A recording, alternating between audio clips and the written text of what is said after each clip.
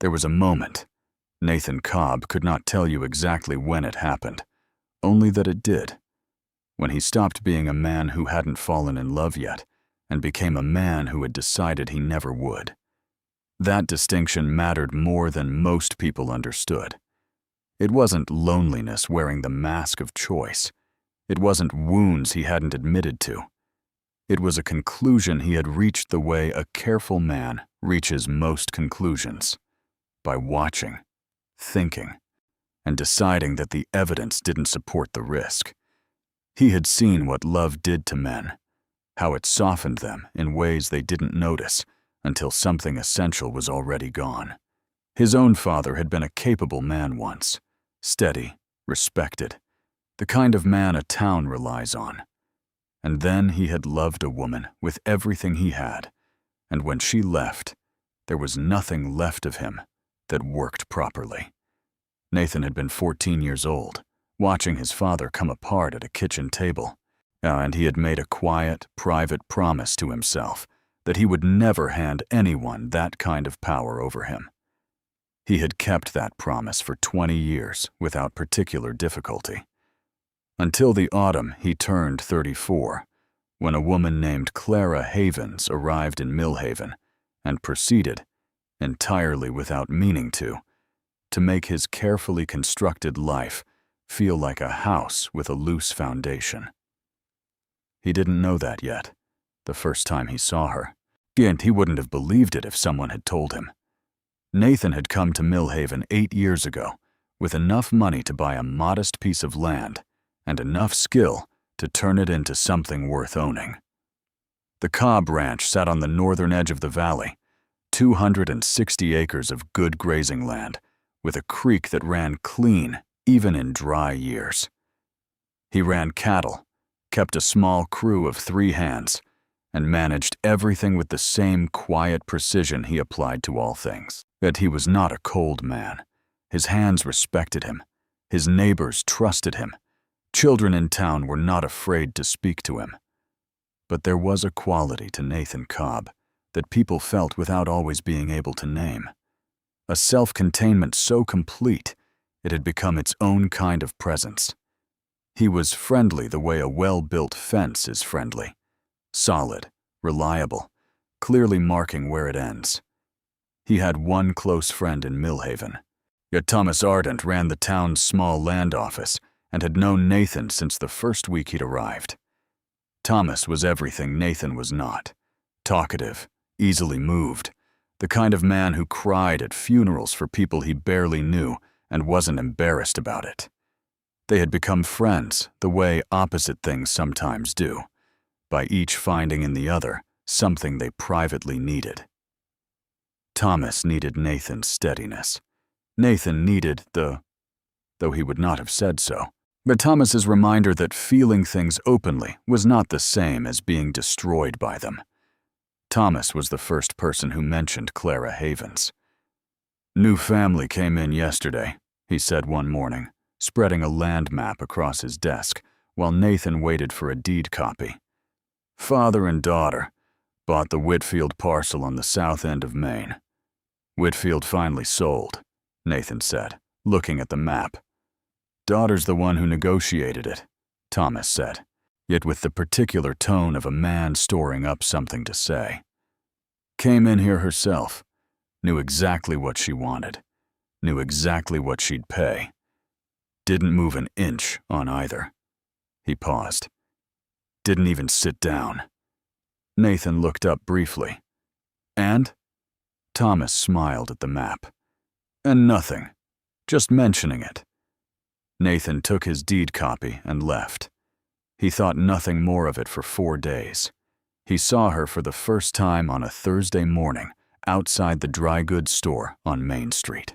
Mad he was coming out. She was going in. They nearly collided in the doorway, one of those small, clumsy moments that happen a dozen times a day in a town the size of Millhaven, the kind that are over before they properly begin. Nathan stepped back and held the door. She looked up at him, not with the flutter of surprise some women performed in those moments, and not with the brisk indifference of someone in a hurry.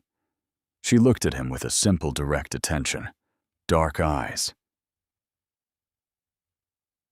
Completely level, taking him in without any particular agenda. Then she said, "Thank you," and walked past him into the store. That was it. Nathan walked to his horse, untied the reins, and rode out of town. He had supplies to get back to the ranch.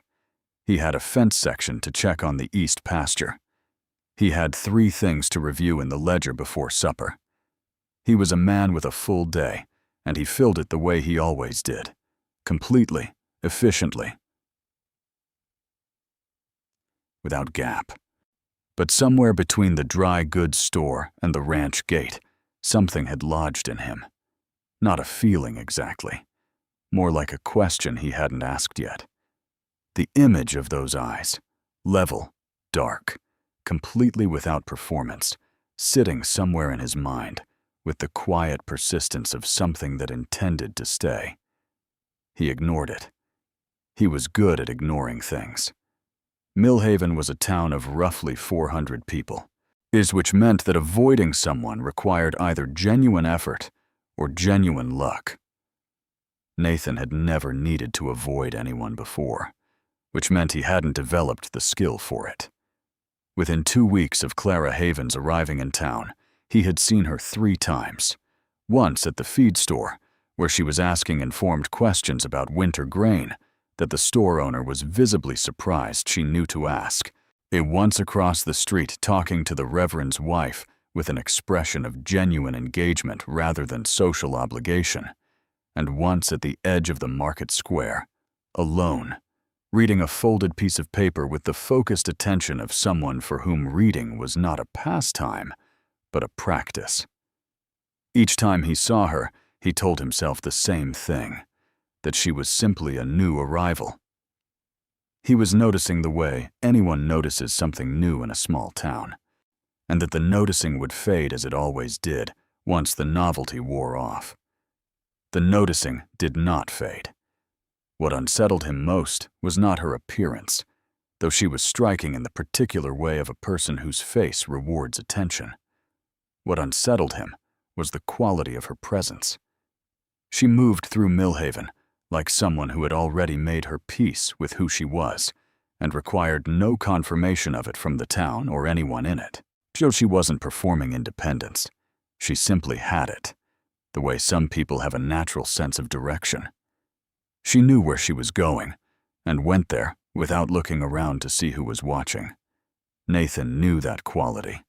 He had spent 8 years cultivating it in himself. Seeing it in someone else did something unexpected to him, something he did not immediately have a name for. They were properly introduced on a Friday evening at Thomas Arden's house. Judge Thomas hosted a small supper every few weeks, 4 or 5 people, nothing formal, the kind of gathering that kept a small town from becoming a collection of strangers.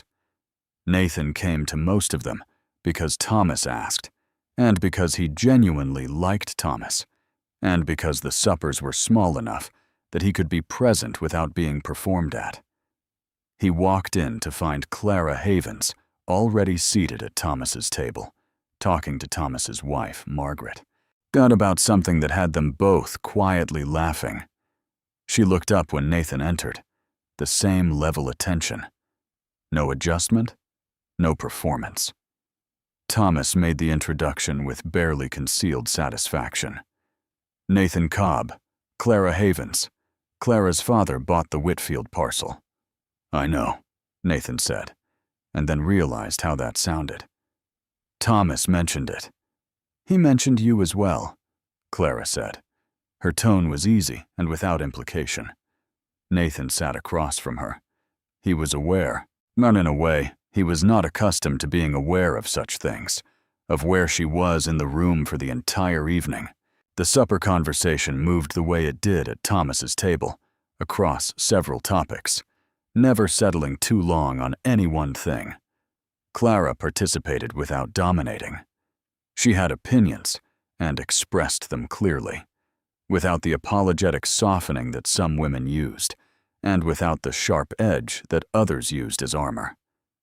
She simply said what she thought, heard what others thought, and adjusted or held firm, depending on whether the counter-argument had merit. When at one point, she and Nathan ended up on opposite sides of a question about land management, whether it was better to rotate grazing sections on a fixed schedule or read the land year by year and adjust accordingly. Nathan held the fixed schedule position. Clara held the read and adjust position. They went back and forth on it for several minutes, neither giving ground without reason. Thomas watched with the expression of a man at a particularly good card game. But Clara made a point Nathan hadn't considered. He thought about it honestly, which he always did. "That's fair," he said. "I hadn't weighed the dry year variable the way you're framing it." She nodded. No triumph in it. "The fixed schedule has its advantages too," she said. "Easier to plan around." It was such a small exchange, so ordinary. And yet Nathan rode home that night with the unsettled feeling he'd been carrying for 2 weeks, sitting slightly differently in him. Heavier, somehow, and more specific, like it had found its proper shape. He sat on the porch of his ranch house in the cold night air for longer than he usually did. He was a man who trusted his own conclusions. He had reached them carefully, and they had not failed him. He was not the kind of man who second-guessed himself. But somewhere in the back of his mind, quiet and uninvited, a question had begun forming that his usual certainty did not seem to reach. He told himself it would pass, and he had told himself that before. This time, he was less sure he believed it. The question didn't pass. Nathan gave it 2 weeks. He went about his work with the same discipline he always had. Early mornings, full days, clean ledgers. He fixed the east pasture fence. He negotiated a fair price on a portion of the herd with a buyer from Dodge.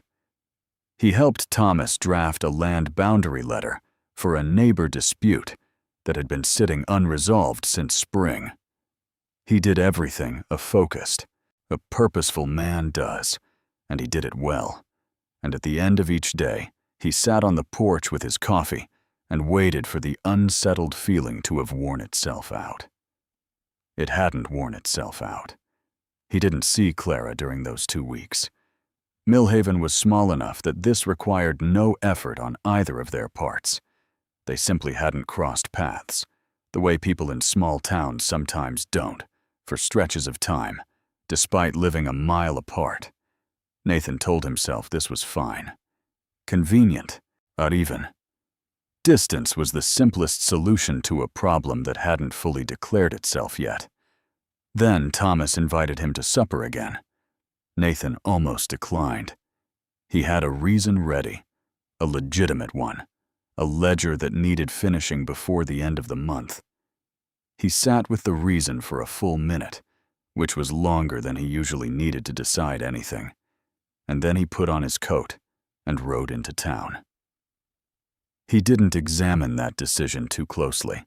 Clara was already there when he arrived.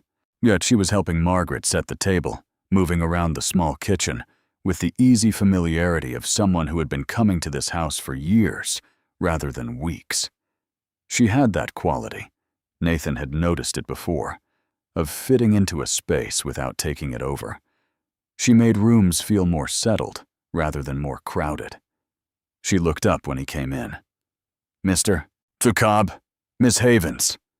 Thomas appeared from the back room with a bottle of something, and an expression of complete innocence that Nathan recognized as the opposite of innocent. Nathan gave him a look. Thomas handed him a glass. The supper was easy in the way Thomas's suppers always were. Margaret kept the conversation moving. Thomas kept it interesting. And Nathan found himself, as he had the first time, simply present in a way he wasn't always present at social occasions. Actually listening, actually engaged, not waiting for the appropriate moment to leave. Clara told a story about her first week managing the Whitfield property, a problem with the well that the previous owner had apparently known about and not disclosed. She had handled it herself, found a man who knew the water table in that part of the valley, and solved it in 3 days. She told the story without complaint and without performance, simply as a thing that had happened and been dealt with. You didn't think about asking someone for help?" Margaret asked. Clara considered the question honestly. "I thought about it," she said, "but I knew what I was looking for. I just needed someone who knew the ground." Nathan looked at his plate. "Henderson knows that stretch of valley better than anyone," he said. "South Water Table specifically." Clara looked at him. "That's who I found," she said. There was a small pause. How did you know to say Henderson?" "He's been working that ground for 30 years, Nathan said. "If you had a water problem south of Maine, he was the right call." Something shifted in her expression. Not surprise exactly, more like the quiet recognition of a person who has just found something useful in an unexpected place. "Good to know for next time," she said. It was nothing.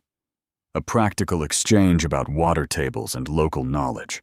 But Nathan was aware that it was nothing, and aware at the same time that it didn't feel like nothing. And the gap between those two awarenesses was becoming harder to inhabit comfortably.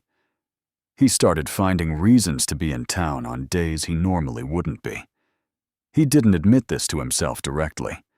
He framed it each time as something practical.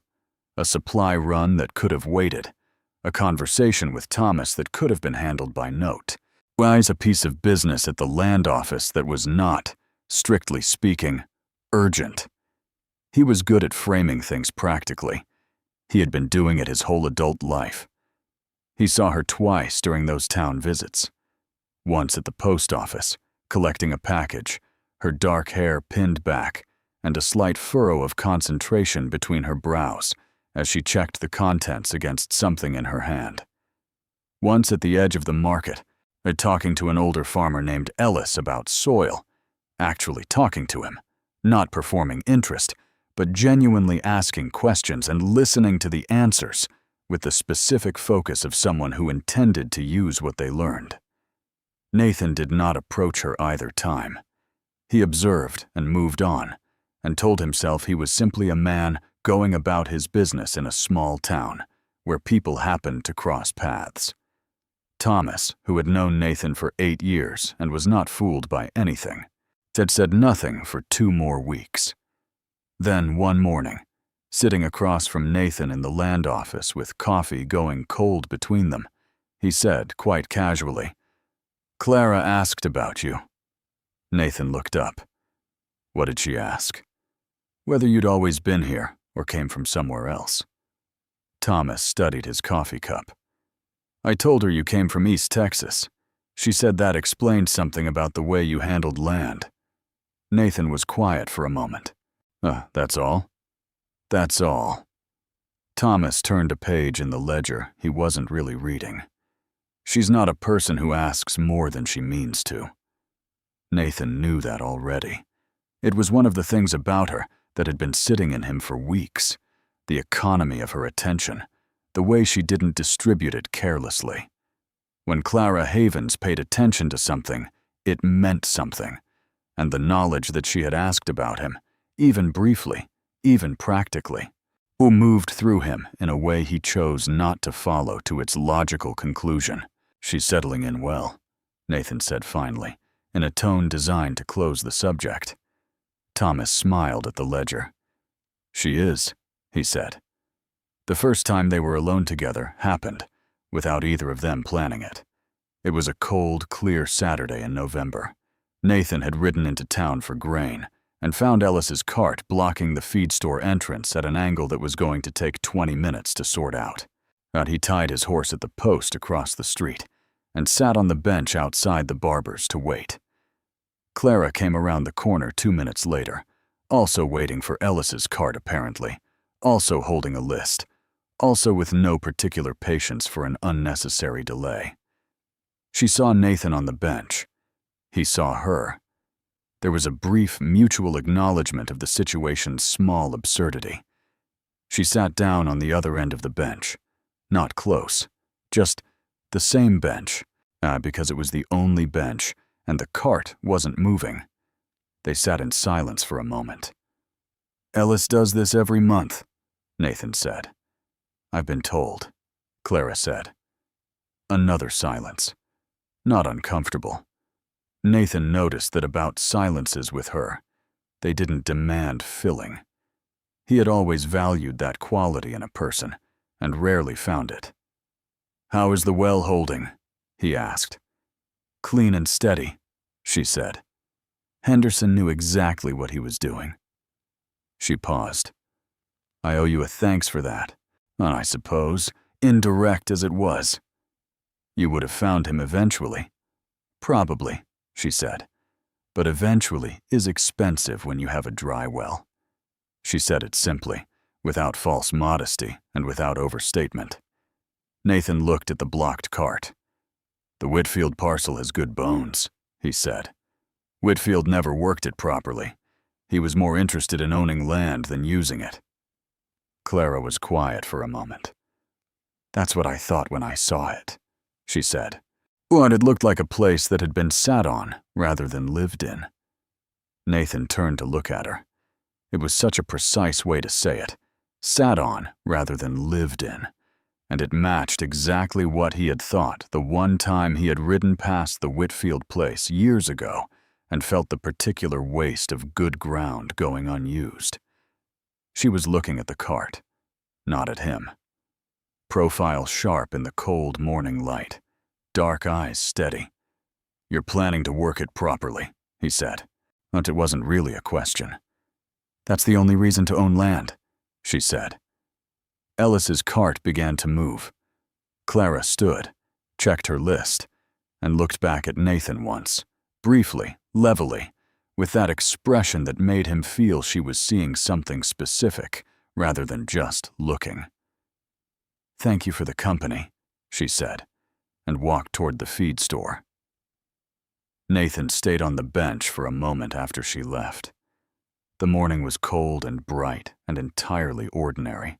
Yet he was a man sitting on a bench in front of a barber shop in a small town in Kansas. He was also, and he knew it now, with the clarity of something that had stopped being deniable, a man in serious trouble. He told Thomas that evening. Not easily. Nathan didn't do anything that way, but directly, because directness was the only mode he had. "I think I've been finding reasons to come into town," he said. Thomas set down his glass with the careful precision of a man controlling a response. "Not have you," he said. "I'm aware of how that sounds." "It sounds," Thomas said, "like a man who has been telling himself a particular story for 20 years and is running out of ways to make it hold together." Nathan looked at the fire. "I made a decision," he said. "A considered one. Based on things I watched and understood." "You made a decision at 14, Thomas said quietly. "Based on what happened to your father." He paused. "You've been a different man since then." "But you know that." Nathan said nothing for a long time. The fire moved in the grate. Outside, the wind had picked up, pressing against the windows with a low, steady sound. "I don't know what she thinks of me," Nathan said finally. Thomas looked at him with the expression of a man who knew considerably more than he was saying. "Then maybe," he said carefully, "you ought to find out." Nathan picked up his glass. He looked at it. He set it back down. What the decision he had made at 14 had held for 20 years. It had been a good decision, carefully kept, and it had served him well. But a decision made against something you've never encountered, he was beginning to understand, is not the same as a decision made against something you know. And he knew, now. He just didn't know yet what he intended to do about it. Nathan sat with Thomas's words for 3 days.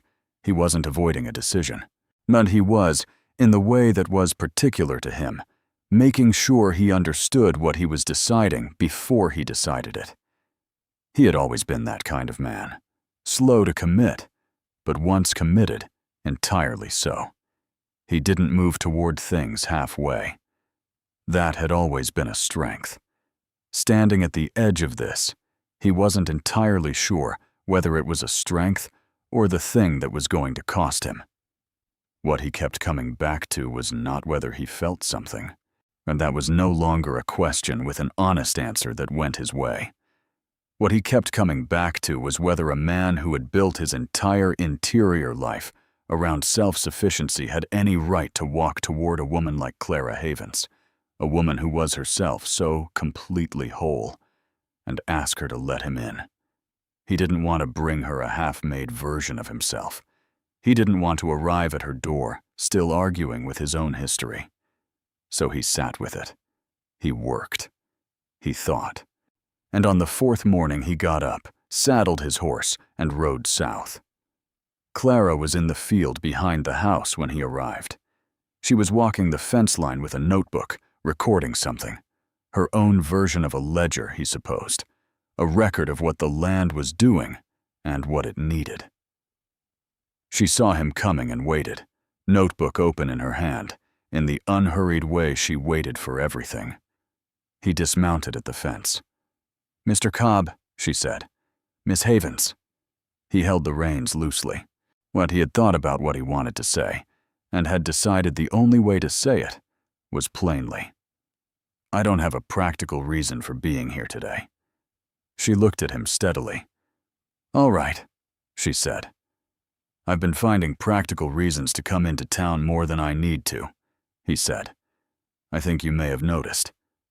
Something in her expression shifted. Not surprise, just a quiet attention sharpening. "I noticed," she said simply.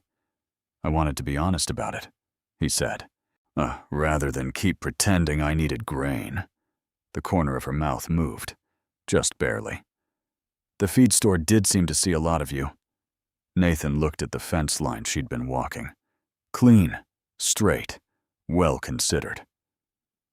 "I'm not a man who does this easily," he said. "I made a decision a long time ago about how I intended to live, and I've kept it without much difficulty until recently." He paused. "You're the reason it's become difficult." Clara closed her notebook. She looked at him with the full, level attention that had been undoing him for 2 months. "What was the decision?" she asked. He told her. Not everything, not all at once, but the shape of it. His father. The kitchen table. The conclusion a 14-year-old boy had reached and a 34-year-old man had never revised. He said it plainly, without asking for sympathy.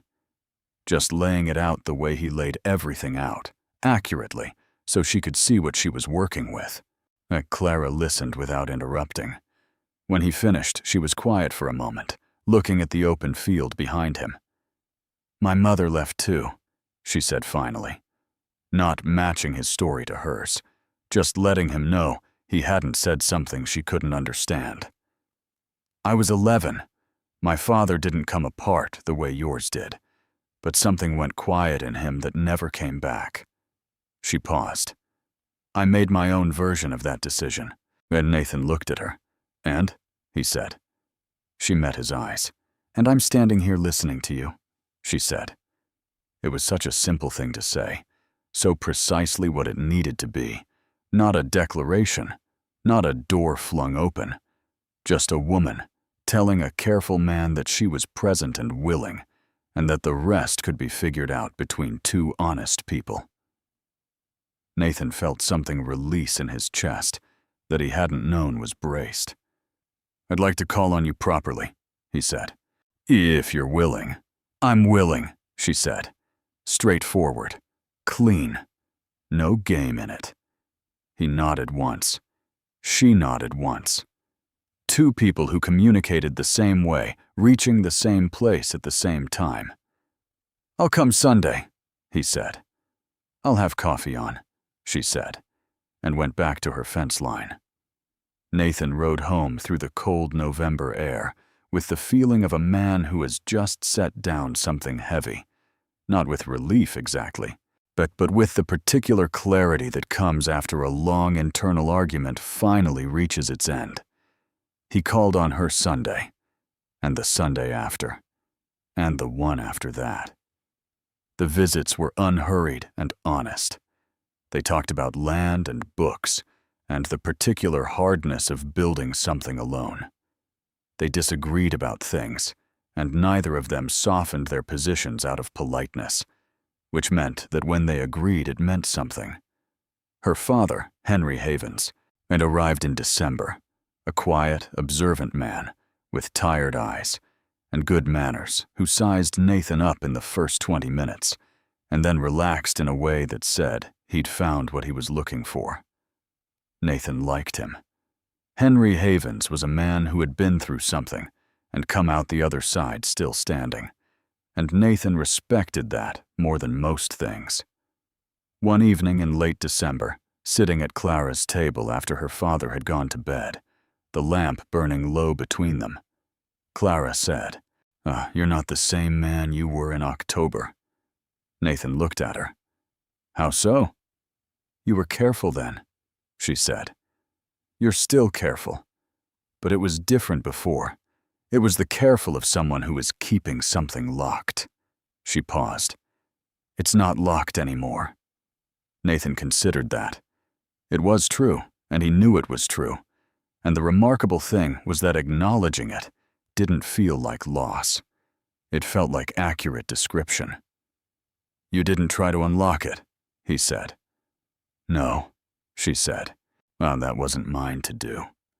He looked at her across the table, this woman who had arrived in his town and gone about her life without asking anything of him, without performing anything for him, without trying to be the answer to a question he hadn't admitted he was asking. She had simply been herself, completely and without apology, and that had been enough to do what 20 years of other people's efforts never had. "Clara," he said. She looked at him. "I'm not finished figuring out how to do this," he said honestly. "I don't have a long history of it, and I'm aware that shows." He held her gaze. "But I know what I want, and I know I mean it the way I mean everything.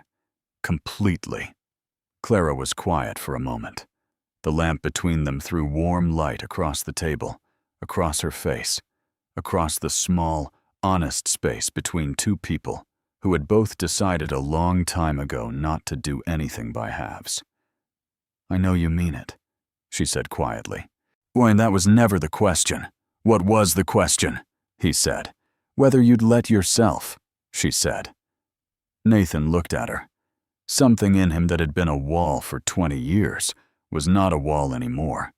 It hadn't fallen dramatically. It had simply, gradually, in the company of one specific person, become unnecessary. "I'd like to marry you," he said. "When you're ready. On your terms and in your time. I'm not asking you to rush anything." Clara held his gaze for a long, steady moment. But then she said, "Spring." Nathan waited. "I want to see the land through its first spring before I make permanent decisions about it," she said. "That's how I do things. I watch a full season before I commit." A pause. "But yes, spring." Nathan nodded. He reached across the table and covered her hand with his. She turned her hand over and held his back. Not dramatically, just firmly, the grip of a person who means what they do. Outside, the December wind pressed against the windows, and the lamp burned between them. Henry Havens' quiet snoring was faintly audible from the back room, which almost made Nathan smile. Almost. They married in April, on a clear morning when the valley was showing its first real green of the year. Small ceremony, plain clothes, people who meant something to both of them. Thomas cried, which surprised no one. Margaret handed him a handkerchief without looking up. Henry Havens shook Nathan's hand afterward and held it a moment. She doesn't do anything she doesn't mean," he said quietly. "You know that." "I know," Nathan said. Henry nodded and let go. Nathan stood in the spring morning beside the woman who had dismantled a 20-year decision simply by living her life honestly in his vicinity, and felt, not the dangerous softness he had feared all those years, not the vulnerability that had undone his father, but something steadier than that, something that felt less like surrender and more like arrival. So he had been determined, for a very long time, never to feel this. He understood now that the determination had never been the point. The point was finding something worth revising it for. Clara stood beside him, looking out at the valley going green in the April light, entirely herself, entirely present, entirely enough. He had built his life on discipline and purpose, and told himself that was sufficient. He hadn't known then what sufficient could grow into. Now he did.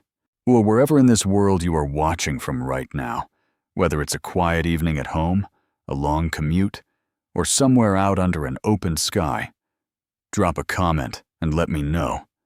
It genuinely means something to know how far these stories travel. And if there's something you'd like more of, something that could be better, something you want to see in the next story, say it. This is built for you.